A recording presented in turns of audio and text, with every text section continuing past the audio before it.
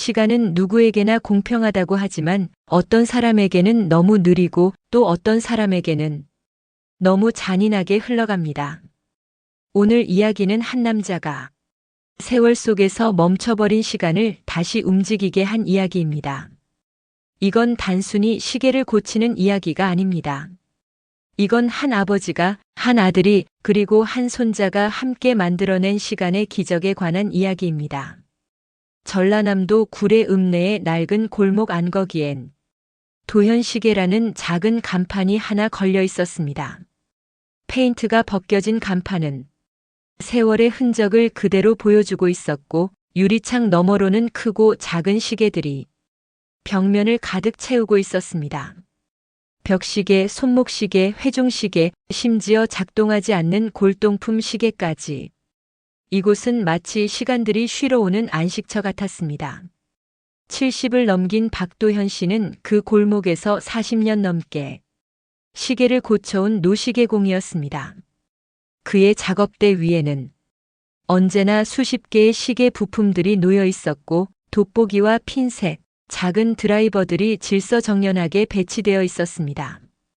그는 매일 아침 7시면 어김없이 가게 문을 열었습니다.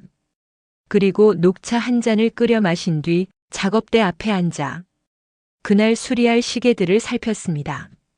오늘도 그는 언제나처럼 낡은 시계를 한쪽에 쌓아두고 돋보기를 눈에 걸었습니다. 그의 손가락은 여전히 정교했습니다. 미세하게 떨리는 손끝으로도 그는 머리카락보다 가느다란 태엽을 다룰 수 있었습니다. 오늘은 또 어떤 시계가 숨을 쉴까? 그는 매일 아침 같은 생각을 했습니다. 그에게 시계를 고친다는 건 단순한 수리가 아니었습니다. 그건 멈춰버린 시간에 다시 생명을 불어넣는 일이었습니다. 가게 안은 고요했습니다. 가끔 벽시계의 초침 소리가 들릴 뿐이었습니다. 똑딱, 똑딱, 똑딱. 그 소리는 도현에게 위안이었습니다.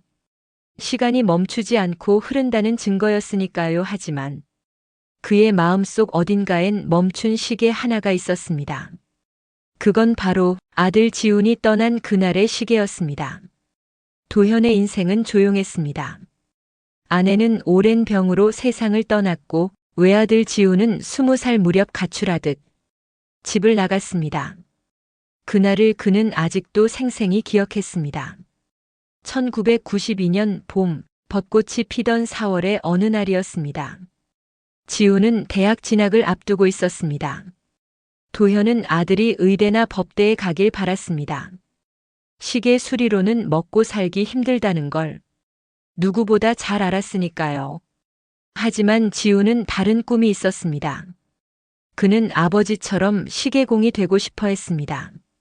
어릴 적부터 아버지의 작업대 옆에 앉아 시계 부품들을 만지는 걸 좋아했습니다.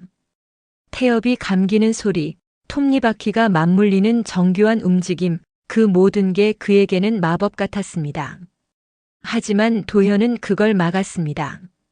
공부만 하라며 잔소리나 하는 아버지랑은 못 살겠어요. 그게 마지막 대화였습니다.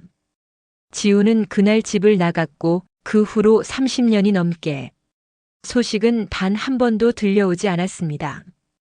도현은 처음엔 기다렸습니다. 한 달쯤 지나면 돌아올 거라고 생각했습니다. 하지만 한 달이 지나고 1년이 지나고 10년이 지나도 지훈은 돌아오지 않았습니다. 도현은 사람을 보내 찾아보기도 했습니다. 하지만 지훈은 흔적도 없이 사라져 있었습니다. 그의 책상 서랍에는 아들이 차던 낡은 시계의 사진이 한 장 끼워져 있었습니다. 15살 생일에 도현이 직접 만들어준 시계였습니다. 은색 케이스에 가죽줄이 달린 기계식, 손목시계 뒷면에는 도현이 직접 새긴 글씨가 있었습니다. 지훈에게, 아버지가 그 옆엔 편지 한 통이 봉투째로 닫혀 있었습니다. 도현은 그 편지를 수없이 다시 썼습니다. 하지만 한 번도 보내지 못했습니다. 보낼 주소를 몰랐으니까요. 지훈아, 미안하다. 그 문장은 끝내 보내지 못한 편지 속 첫 문장이었습니다. 도현은 가끔 그 편지를 꺼내 읽었습니다. 내가 원하는 대로 살라고 했어야 했는데 내 욕심으로 너를 올감했구나. 시계공이 뭐가 나쁘냐. 내가 행복하면 그게 최고지. 돌아와라. 지훈아, 아버지가 잘못했다 하지만 그 편지는 언제나 서랍 속에 머물렀습니다. 그날도 평소처럼 시계를 고치고 있던 오후였습니다. 가을 햇살이 창문으로 스며들고 있었고 도현은 한 여성 고객의 금시계를 수리하고 있었습니다. 태엽이 풀려 있어서 다시 감고 청소만 하면 되는 간단한 작업이었습니다. 오후 3시쯤 가게 문이 덜컥 열렸습니다. 문 여는 소리가 유난히 크게 들렸습니다. 안녕하세요. 혹시 시계 수리 맡길 수 있을까요? 30 중반으로 보이는 젊은 남자가 낡은 손목시계 하나를 내밀었습니다. 남자는 깔끔한 체크 셔츠에 청바지를 입고 있었고 얼굴엔 피곤함이 묻어 있었습니다. 시계는 오래된 금속줄이 달아 있었고 유리엔 흠집이 여러 개 있었습니다. 케이스는 은빛이었지만 세월에 변색되어 있었습니다. 도현은 시계를 받아들었습니다. 무게감이 있는 시계였습니다. 요즘 나오는 가벼운 쿼츠 시계가 아니라 기계식이었습니다. 이건 돌아가신 아버지의 시계예요. 시간이 멈춘 지 오래돼서요. 혹시 고칠 수 있을까요? 남자의 목소리엔 간절함이 묻어 있었습니다. 도현은 고개를 끄덕였습니다. 한번 봐야 알겠지만 최선을 다해보겠습니다. 도현은 시계를 작업대 위에 올려놓고 돋보기를 썼습니다. 먼저 외관을 살폈습니다. 흠집이 많았지만 케이스 자체는 튼튼해 보였습니다. 유리도 깨지진 않았습니다. 그는 작은 드라이버로 조심스레 뒷뚜껑을 열었습니다. 그리고 그 순간 손이 멈췄습니다. 시계 뒷면 안쪽에 흐릿하지만 분명하게 새겨진 글씨가 있었습니다. 지훈에게. 아버지가 도현의 심장이 빠르게 뛰기 시작했습니다. 이건 분명 자신이 40년 전 직접 새긴 글씨였습니다. 그는 수천 개의 시계를 고쳤지만 자기 손으로 새긴 글씨는 단 하나뿐이었습니다. 그 글씨체, 그 각인의 깊이, 심지어 아자의 획이 약간 삐뚤어진 것까지 똑같았습니다. 이건 실수가 아니었습니다. 이건 분명 그날 아들에게 준 그 시계였습니다. 손끝이 떨렸습니다. 도현의 입이 바짝 말랐습니다. 그는 침을 삼키고 최대한 평정을 유지하며 물었습니다. 이 시계 어디서 구하셨죠? 목소리가 약간 떨렸지만 남자는 눈치채지 못한 것 같았습니다. 아버지 유품이에요. 저희 아버지 이름은 박지훈인데요. 아버지가 돌아가시고 나서 정리하다 발견했어요. 아버지가 평생 차시던 시계라고 어머니가 말씀하셨어요. 순간 도현의 귀에선 모든 소리가 멎었습니다. 박지훈, 그 이름이 공기를 멈춰 세웠습니다. 똑딱거리던 벽시계 소리도 밖에서 들리던 차 소리도 모든 게 사라졌습니다. 도현의 머릿속엔 오직 그 이름만 울려 퍼졌습니다. 지훈이, 내 아들. 청년은 도현의 표정 변화를 눈치채지 못한 채 조용히 말을 이었습니다. 어릴 적에 들었어요. 아버지가 젊을 때 가족이랑 연락이 끊겼다고요.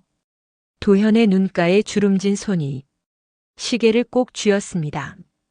그래, 그럴 리가 없는데. 그는 중얼거렸습니다. 아니, 있을 수 있었습니다. 지훈은 자존심이 세고 고집이 셌습니다. 한번 마음먹으면 절대 꺾이지 않는 성격이었습니다. 도현 자신과 너무나 닮아 있었습니다. 그래서 더 자주 부딪혔는지도 모릅니다. 남자는 계속 말했습니다. 아버지는 서울에서 작은 시계 수리점을 하셨대요. 평생 그 일을 하시다가 10년 전에 돌아가셨어요. 10년 전. 도현은 숨이 막혔습니다. 지훈은 10년 전에 세상을 떠났습니다. 그리고 자신은 그 사실조차 몰랐습니다. 자식이 세상을 떠났는데 아비가 그것도 모르고 살았습니다. 도현은 아무 말도 못한 채 시계 내부를 조심스레 닫기 시작했습니다. 손이 떨렸지만 그는 억지로 진정시켰습니다. 기계식 태엽 안엔 녹이 슬어 있었지만 놀랍게도 톱니바퀴는 여전히 형태를 유지하고 있었습니다. 마치 누군가 돌아오길 기다리는 마음처럼 도현은 생각했습니다. 이 시계는 멈춰 있었지만 지우는 평생 이걸 차고 다녔다는 겁니다. 아버지가 준 시계를 버리지 않고 비록 작동하지 않더라도 손목에 차고 살았다는 겁니다. 그 생각에 도현의 눈시울이 뜨거워졌습니다. 남자가 물었습니다. 고칠 수 있을까요? 도현은 고개를 끄덕였습니다. 고칠 수 있습니다. 며칠만 시간을 주세요. 남자는 안도의 한숨을 쉬었습니다. 감사합니다. 사실 여러 곳을 다녔는데 다들 너무 오래돼서 힘들다고 했거든요. 도현은 쓸쓸하게 웃었습니다. 이 시계는 제가 반드시 고치겠습니다. 남자가 나간 뒤 도현은 한참을 시계만 바라봤습니다. 작은 은색 케이스 안에 아들의 시간이 담겨 있었습니다. 그리고 자신이 놓쳐버린 30년의 세월도 함께 밤이 깊어도 도현은 불을 끄지 않았습니다. 시계방 안에는 태엽이 돌아가는 소리만이 들렸습니다. 그는 아들의 시계를 앞에 두고 한참을 앉아 있었습니다. 지훈아, 넌 어디서 이 시간을 살고 있었니? 서울이라고 했습니다. 서울 어디쯤이었을까요? 혹시 자신이 지나쳤던 곳은 아니었을까요? 도현은 몇 번인가 서울에 간 적이 있었습니다. 부품을 사러, 때론 손님 심부름으로. 혹시 그때 지훈과 스쳐 지나갔던 건 아닐까요? 같은 지하철을 탔거나 같은 거리를 걸었을 수도 있습니다. 아버지와 아들이 서로를 알아보지 못한 채 스쳐 지나갔을지도 모릅니다. 그 생각에 도현은 가슴이 무너졌습니다. 그는 작은 핀셋으로 시계 내부를 하나씩 분해하기 시작했습니다. 태엽, 톱니바퀴, 탈진기, 조속기. 모든 부품을 꺼내 하나씩 닦았습니다. 녹은 특수 용액으로 제거했고 마모된 부품은 자신이 보관하던 옛날 부품으로 교체했습니다. 이 시계는 40년 전 자신이 직접 조립한 시계였습니다. 당시 그는 일본에서 들여온 세이코 무브먼트를 사용했고 케이스는 구례의 작은 금속 공방에 주문 제작했습니다. 모든 과정을 기억하고 있었습니다. 지훈의 15번째 생일을 위해 석 달을 준비한 선물이었습니다. 도현은 매번 멈춰 있는 시계를 돌릴 때마다 마치 과거의 문을 열 듯 조심스러웠습니다. 각 부품을 만질 때마다 옛 기억이 떠올랐습니다. 지훈이 어렸을 때 아버지 옆에 앉아 시계 고치는 걸 신기하게 쳐다보던 모습, 초등학교 때 시계 그림을 그려와서 자랑하던 모습, 중학생이 되어서는 직접 시계를 분해해보겠다고 조르던 모습 모두 생생했습니다. 밤 12시가 넘어서였습니다. 도현은 마지막 부품을 제자리에 끼워 넣고 뒷뚜껑을 닫았습니다. 그리고 태엽을 천천히 감았습니다.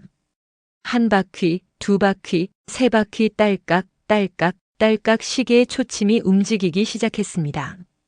그 순간 도현의 눈에서는 눈물이 흘렀습니다. 그래, 아직 움직일 수 있구나. 그는 중얼거렸습니다. 멈춘 시간도 끊어진 인연도 아직 다시 움직일 수 있구나. 그날 밤 도현은 처음으로 지훈의 꿈을 이뤘습니다. 서랍 속에 있던 편지를 꺼냈습니다. 그리고 새로 편지를 쓰기 시작했습니다. 지훈아, 이제야 알았다. 내가 원하는 게 뭔지. 내가 얼마나 이 일을 사랑했는지. 미안하다. 아버지가 너무 늦게 깨달았구나. 하지만 내가 남긴 이 시계를 아버지가 다시 살려냈단다. 이제 이 시계는 내 아들에게 갈 거야. 그리고 그 아이도 언젠가 이 시계의 의미를 알게 되겠지. 며칠 뒤 젊은 남자 민석이 시계를 찾으러 왔습니다. 그는 가게 문을 열자마자 환하게 웃으며 말했습니다. 안녕하세요. 시계 다 됐을까요? 도현은 이미 준비해둔 시계를 내밀었습니다. 시계는 새 것처럼 깨끗해져 있었습니다. 케이스는 광이 났고 유리의 흠집도 정성스럽게 갈아냈습니다. 가죽줄은 새 것으로 교체했습니다. 하지만 가장 중요한 건 초침이었습니다. 똑딱, 똑딱, 똑딱 조용히 초침이 움직이고 있었습니다. 민석의 눈이 커졌습니다. 와, 진짜 고쳐졌네요. 그는 감격한 듯 시계를 들여다봤습니다. 완전히 새 것 같아요. 어떻게 이렇게까지 깨끗하게 하셨어요? 도현은 조용히 미소 지었습니다. 정성을 들이면 됩니다. 시계도 사람 마음을 압니다. 민석은 시계를 손목에 차보았습니다. 딱 맞았습니다. 이제 다시 움직이네요. 민석이 웃으며 말했습니다. 아버지가 보시면 좋아하셨을 텐데. 도현은 조심스럽게 물었습니다. 민석 씨, 아버지는 언제 돌아가셨나요? 제가 13살 때요. 민석의 표정이 잠시 어두워졌습니다. 심장마비였어요. 갑자기 가셨죠. 시계방에서 일하시다가 쓰러지셨대요. 그때 이 시계를 차고 계셨다고 어머니가 말씀하셨어요. 끝까지 그걸 다시 차보지 못하셨대요. 도현의 시선이 멈췄습니다. 심장이 아팠습니다. 지우는 마지막 순간까지 이 시계를 차고 있었습니다. 비록 멈춰 있었지만 아버지의 선물을 버리지 않았습니다. 도현은 민석을 다시 쳐다봤습니다. 이제야 보니 민석의 눈매가 지훈과 닮아 있었습니다. 코도 비슷했습니다. 심지어 말투도 지훈처럼 차분했습니다. 민석 씨, 도현이 물었습니다. 혹시 아버님 사진 같은 거 갖고 계신가요? 민석은 잠시 생각하더니 휴대폰을 꺼냈습니다. 이거요. 제가 어렸을 때 찍은 사진인데. 도현은 휴대폰 화면을 들여다봤습니다. 거기엔 30대 후반으로 보이는 남자가 어린 아들을 안고 웃고 있었습니다. 지훈이었습니다. 세월이 흘러 얼굴엔 주름이 생겼지만 그 눈빛만은 여전했습니다. 도현은 목이 메어 말을 잇지 못했습니다. 괜찮으세요? 민석이 걱정스레 물었습니다. 도현은 고개를 끄덕이며 간신히 말했습니다. 아니, 괜찮습니다. 그냥 옛날 생각이 나서요. 그는 작업대 쪽으로 돌아가 서랍을 열었습니다. 거기엔 또 다른 낡은 시계가 하나 있었습니다. 도현 자신이 평생 차던 시계였습니다. 그 시계의 뒷면엔 또 다른 각인이 새겨져 있었습니다. 민석에게 할아버지가 도현은 그걸 오래전에 준비해뒀지만 전할 방법이 없었습니다. 이제야 그 시계의 주인을 찾은 것입니다. 그날 밤 도현은 처음으로 오랫동안 잠을 이루지 못했습니다. 아들의 인생이 머릿속을 스쳐 지나갔습니다. 지우는 집을 나간 뒤 어디로 갔을까요? 처음엔 어떻게 살았을까요? 혼자서 시계 수리 기술을 배웠을까요? 아니면 누군가에게 배웠을까요? 그는 서울 어디쯤에서 가게를 차렸을까요? 얼마나 힘들었을까요? 결혼은 언제 했을까요? 민석을 낳았을 때는 얼마나 기뻤을까요? 그래, 넌 결국 시계방을 했구나. 도현은 혼잣말처럼 중얼거렸습니다. 아버지 말을 안 듣고 자기 길을 갔구나. 그리고 그 길 위에서 가족을 이루고 아들을 키우고 시계를 고치며 살았구나. 그는 손끝으로 그 각인을 쓸어내리며 미소 지었습니다. 민석이 내 손자였구나. 도현은 천장을 바라봤습니다. 지훈아, 그는 속으로 말했습니다. 넌 좋은 아버지였을 거야. 나보다 훨씬 더. 다음 날 아침 도현은 평소보다 일찍 일어났습니다. 그리고 오랜만에 면도를 하고 깨끗한 옷을 입었습니다. 거울 속의 자신은 늙었지만 눈빛만은 예전처럼 살아있었습니다. 그는 가게를 열고 작업대를 정리했습니다. 그리고 민석에게 줄 시계를 꺼내 마지막으로 점검했습니다. 완벽했습니다. 초침, 분침, 시침 모두 정확하게 움직였습니다. 오후쯤 민석에게서 전화가 왔습니다. 저 할아버지, 혹시 오늘 시간 되시면 한번 뵐 수 있을까요? 제가 여쭤볼 게 있어서요. 도현은 그러라고 했습니다. 그리고 민석을 기다리며 차를 준비했습니다.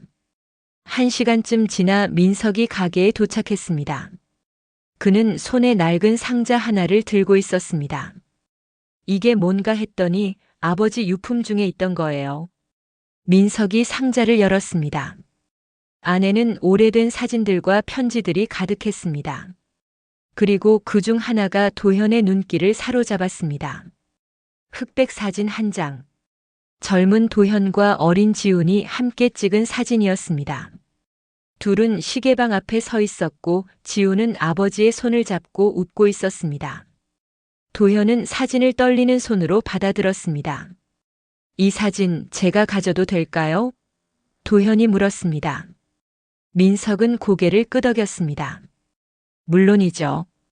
사실 이 사진을 보다가 이상한 생각이 들었어요. 혹시 할아버지께서 우리 아버지를 아셨던 건 아닌가 하고요. 그 시계도 너무 정성스럽게 고쳐주셨고 제 이야기를 들을 때 표정이 심상치 않으셨거든요. 도현은 잠시 망설였습니다. 그리고 천천히 입을 열었습니다. 민석 씨 사실은요. 그는 깊게 숨을 들이쉬었습니다. 나는 박지훈의 아버지입니다. 당신 할아버지죠. 순간 정적이 흘렀습니다. 민석의 눈이 커졌습니다. 네. 진짜요? 도현은 고개를 끄덕였습니다. 그 시계 내가 지훈이 15살 생일에 만들어준 거예요. 뒷면의 각인도 내가 직접 새긴 겁니다. 민석은 말을 잇지 못했습니다. 그저 할아버지를 바라볼 뿐이었습니다. 지훈이는 20살 때 집을 나갔어요. 우리 사이가 좋지 않았죠. 도현의 목소리가 떨렸습니다. 나는 지훈이가 의사나 변호사가 되길 원했어요. 하지만 지훈이는 시계공이 되고 싶어 했죠. 나처럼요. 나는 그걸 반대했고 지훈이는 결국 집을 나갔습니다. 그 후로 30년 넘게 소식이 없었어요. 찾아보려 했지만 찾을 수가 없었죠. 그러다 당신이 그 시계를 가지고 온 겁니다. 민석은 천천히 의자에 앉았습니다. 그의 손이 떨렸습니다. 그럼 저는 할아버지의 손자였던 거네요. 도현은 눈물을 닦으며 고개를 끄덕였습니다. 그래요. 미안합니다. 진작 말했어야 했는데 어떻게 말해야 할지 몰랐어요. 당신 아버지가 돌아가신 걸 알았을 때 내 가슴이 찢어지는 것 같았습니다. 내가 고집을 부리지 않았다면 우리가 화해할 수 있었을 텐데. 당신 아버지의 마지막도 함께 할 수 있었을 텐데. 민석은 한참을 아무 말도 하지 않았습니다. 그러다 천천히 입을 열었습니다. 어머니한테 들었어요. 아버지가 평생 후회하며 사셨대요. 할아버지한테 한 번만 더 용서를 구하고 싶다고 하셨대요. 하지만 연락처를 몰랐고 찾을 용기도 없었대요. 자존심 때문에 나간 건데 어떻게 돌아가냐고 하셨대요. 그래서 평생 그 시계를 차고 사셨던 거예요. 할아버지를 기억하기 위해서요. 도현의 눈에서 눈물이 흘러내렸습니다. 지훈아, 그는 속으로 외쳤습니다. 미안하다. 정말 미안하다. 민석도 눈시울이 붉어졌습니다. 할아버지, 저는 할아버지를 원망하지 않아요. 아버지도 그러셨을 거예요. 어머니 말로는 아버지가 돌아가시기 전에 이렇게 말씀하셨대요. 아버지의 뜻을 이해한다고. 자신도 아버지가 되어보니 알겠다고. 그냥 한 번만 더 얼굴을 보고 싶다고 하셨대요. 며칠 뒤 민석이 다시 찾아왔습니다. 이번엔 혼자가 아니었습니다.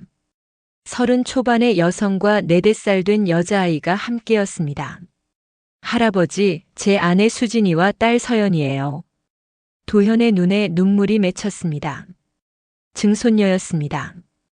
서연이는 수줍게 할아버지를 올려다봤습니다. 할아버지, 안녕하세요. 도현은 무릎을 꿇고 서연이와 눈높이를 맞췄습니다. 그래, 안녕 서연아. 서연이가 작은 손으로 도현의 손을 만졌습니다. 할아버지 손은 왜 이렇게 거칠어요? 도현은 웃었습니다. 할아버지가 평생 시계를 고쳐서 그래. 서연아도 시계 좋아하니? 서연이는 고개를 끄덕였습니다. 네. 아빠가 차는 시계 예뻐요. 똑딱똑딱 소리도 나요. 도현은 서연이의 머리를 쓰다듬었습니다. 그래, 그 시계는 할아버지가 고쳐준 거란다. 그리고 그 시계는 내 할아버지께서 평생 차시던 거고. 민석이 말했습니다. 할아버지, 이제 자주 뵈러 올게요. 혼자 계시면 안 돼요. 저희 집이 서울이긴 하지만 주말마다 내려올게요. 도현은 손을 흔들었습니다. 아니야, 괜찮아. 나는 이렇게 사는 게 익숙해. 하지만 민석은 고집을 부렸습니다. 안 돼요. 이제 가족을 찾았는데 어떻게 그냥 있어요. 저도 시계 수리 배우고 싶어요. 할아버지한테 배우고 싶어요. 아버지가 하셨던 것처럼. 도현은 민석을 바라봤습니다. 정말이니? 민석은 고개를 끄덕였습니다. 네. 사실 저도 어렸을 때 아버지 가게에서 시계 만지는 걸 좋아했어요.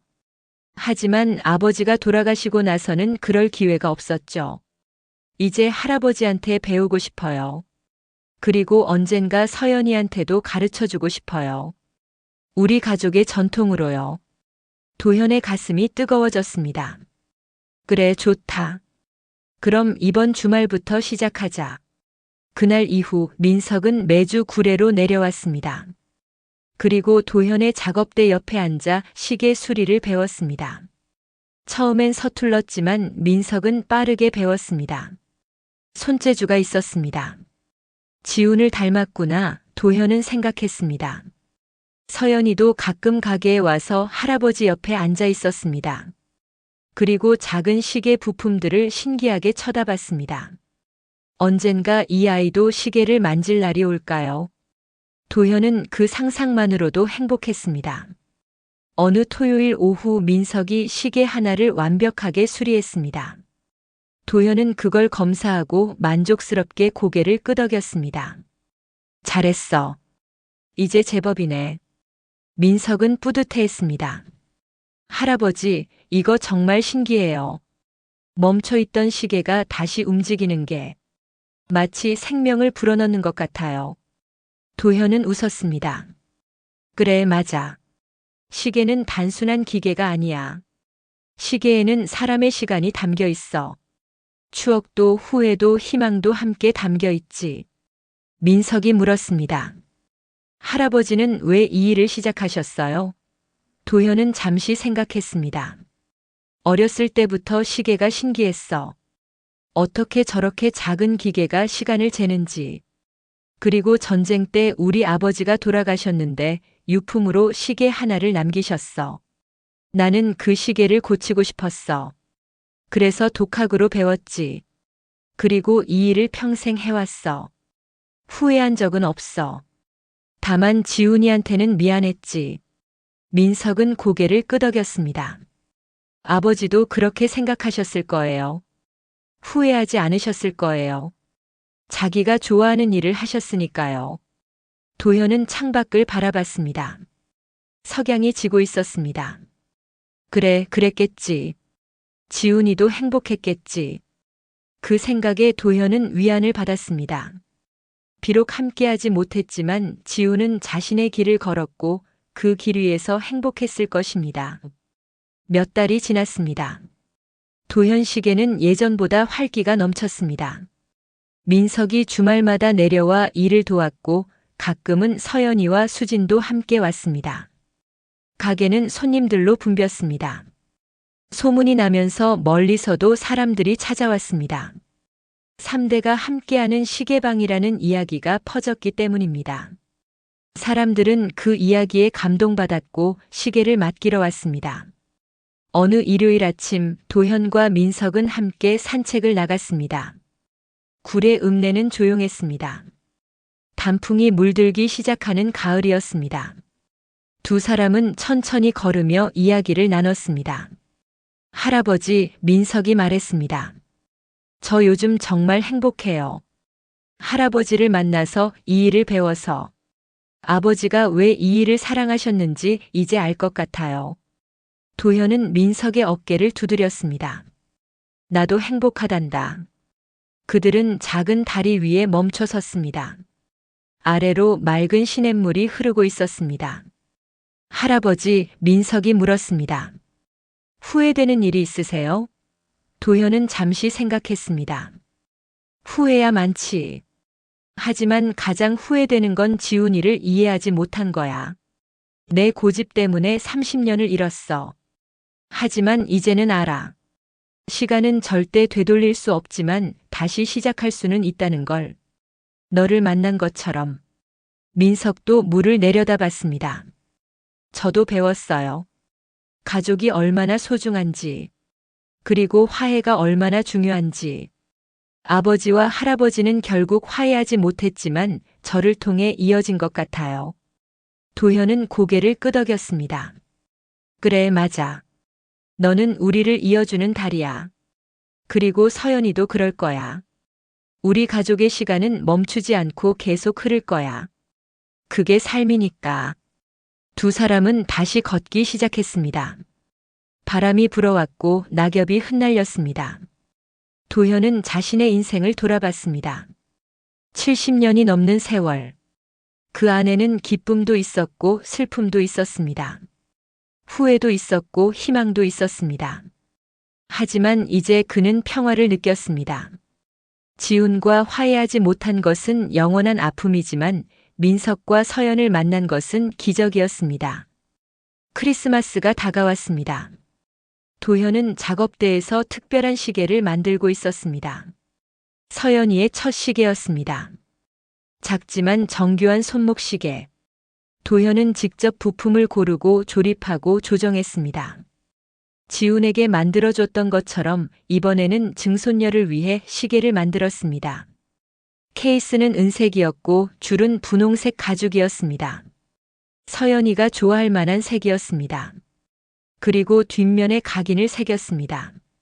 서연에게 증조 할아버지가 2024년 크리스마스. 도현은 각인을 마치고 시계를 들여다봤습니다. 완벽했습니다. 초침이 정확하게 움직였고 케이스는 빛났습니다. 이 시계가 서연이와 함께 오래오래 가기를 바랐습니다. 그리고 언젠가 서연이도 자신의 아이에게 이 시계를 물려주기를 바랐습니다. 시간은 그렇게 이어지는 것이니까요. 크리스마스 당일 민석 가족이 구례로 내려왔습니다. 가게는 문을 닫았고 네 사람은 함께 식사를 했습니다. 도현은 오랜만에 직접 요리를 했습니다. 된장찌개와 김치전 그리고 잡채. 서연이는 맛있다며 연신 먹었습니다. 식사 후 도현은 작은 상자를 꺼냈습니다. 서연아, 이리 와봐. 서연이가 할아버지 앞으로 왔습니다. 이건 할아버지가 너를 위해 만든 거야. 도현은 상자를 열었습니다. 안에는 예쁜 시계가 들어 있었습니다. 서연이의 눈이 반짝였습니다. 와, 예뻐요. 도현은 시계를 서연이 손목에 채워줬습니다. 딱 맞았습니다. 이 시계는 너의 시간을 재줄 거야. 그리고 내가 크면 너도 누군가에게 시간을 선물해 줄 수 있을 거야. 서연이는 시계를 들여다보며 웃었습니다. 고마워요, 할아버지. 민석과 수진도 감동했습니다. 할아버지, 고맙습니다. 민석이 말했습니다. 도현은 손을 흔들었습니다. 아니야. 내가 고마워. 너희가 내 인생에 다시 시간을 선물해줬어. 그날 밤 네 사람은 함께 시계방에 앉아 이야기를 나눴습니다. 도현은 지훈의 어린 시절 이야기를 들려줬습니다. 민석은 아버지의 이야기를 들려줬습니다. 서연이는 졸린 눈으로 듣다가 할아버지 무릎에서 잠들었습니다. 그날 이후 도현 시계라는 간판 밑에는 새 글씨가 하나 추가되었습니다. 시간은 고칠 수 있습니다. 하지만 마음은 스스로 감아야 합니다. 1972년 창업 3대가 이어가는 시계방. 민석은 이제 정기적으로 구례에 내려와 할아버지를 도왔습니다. 그는 서울에서의 일을 줄이고 시계 수리에 더 많은 시간을 투자하기로 했습니다. 언젠가는 이곳으로 완전히 이주할 생각이었습니다. 도현은 민석에게 모든 기술을 전수했습니다.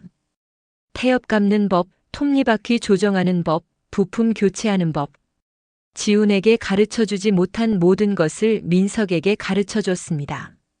민석은 열심히 배웠습니다. 그리고 점점 더 능숙해졌습니다. 도현은 그 모습을 보며 흐뭇해했습니다. 지훈아, 그는 속으로 말했습니다. 내 아들이 우리 일을 이어가고 있어. 자랑스러워해도 돼. 어느 봄날 도현은 지훈의 무덤을 찾아갔습니다. 민석이 함께였습니다. 서울 근교의 작은 공원 묘지였습니다. 묘비에는 간단하게 적혀 있었습니다. 시계공 박지훈 1972-2014. 도현은 무릎을 꿇고 묘비를 쓰다듬었습니다. 지훈아, 그는 말했습니다. 아버지가 늦었구나. 이제야 너를 찾아왔어. 미안하다. 정말 미안하다. 하지만 이제 알았어. 내가 얼마나 훌륭한 사람이었는지, 내가 남긴 것들이 얼마나 소중한지. 도현은 품에서 시계 하나를 꺼냈습니다. 지훈이 차던 그 시계였습니다. 이 시계 민석이한테 줬어. 그리고 민석이는 잘 차고 다니더구나. 내가 그랬던 것처럼. 이제 이 시계는 우리 가족의 보물이야. 3대를 이어주는 보물. 그는 시계를 묘비에 잠시 올려놓았습니다. 똑딱 똑딱 똑딱. 시계는 여전히 정확하게 시간을 재고 있었습니다. 지훈아, 이제 편히 쉬어. 아버지가 민석이를 잘 돌볼게. 민석도 무릎을 꿇었습니다. 아버지, 저예요. 민석이에요. 할아버지를 만났어요. 이제 우리 가족이 다시 모였어요. 아버지가 하시던 일을 저도 배우고 있어요. 할아버지한테요. 그리고 나중에 서연이한테도 가르쳐 줄 거예요. 아버지의 꿈을 저희가 이어갈게요. 두 사람은 한참을 그곳에 머물렀습니다. 바람이 불어왔고 벚꽃잎이 흩날렸습니다. 마치 지훈이 대답하는 것 같았습니다. 돌아오는 길 민석이 물었습니다. 할아버지, 후회 없으세요? 도현은 고개를 끄덕였습니다. 후회는 있지. 하지만 이제는 받아들일 수 있어. 시간은 되돌릴 수 없지만 앞으로 나아갈 수는 있으니까. 너와 서연이가 있으니까. 민석은 할아버지의 손을 잡았습니다. 따뜻했습니다. 감사해요, 할아버지. 저희를 받아들여 주셔서. 도현은 웃었습니다. 내가 더 고맙지.